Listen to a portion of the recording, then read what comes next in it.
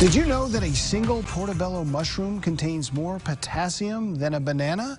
In tonight's sponsored Utah success story, Doug Jessop follows the journey of Millard County mushrooms.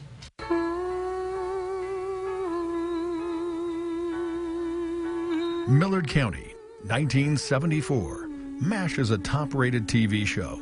Utahns are listening to Barbara Streisand's The Way We Were on their 8-track tapes in their Ford Pintos. A new, very special farm opens. A farm that grows, of all things, my favorite fungus, mushrooms. 44 years later, Mountain View Mushrooms is one of Millard County's largest employers. He's given me the knife. They even let me be a mushroom farmer for a day. You're gonna grab this mushroom, you're gonna pull up and twist just a little bit, cut the stem off, and then size it.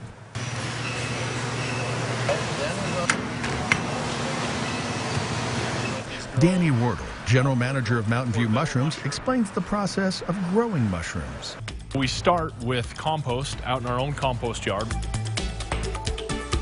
and then we pasteurize it. Then we add the spawn, which is the mushroom seed, and that grows for a couple weeks. Then we take it back to our line and we add this layer of peat moss on top of it.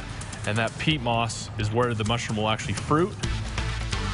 What's amazing is how small it all starts. Mushroom spores we start with are about 5 microns in size. Smaller than you can see. Those tiny spores grow up fast in Fillmore. Did you know that a portobello mushroom at this stage doubles in size every 24 hours? These little pins right here, they'll grow up into a regular sized mushroom. If we thin them out like this and we give enough space for the mushroom to grow and a little bit more time, a few extra days, we'll grow these large portobellos. A staggering 110,000 pounds of various mushrooms are being produced and sold every single week.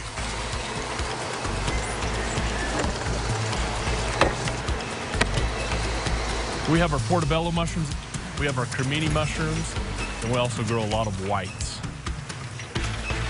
The next time you see mushrooms in your local grocery store, remember, they may have come from Fillmore. With another Utah success story, I'm Doug Jessop.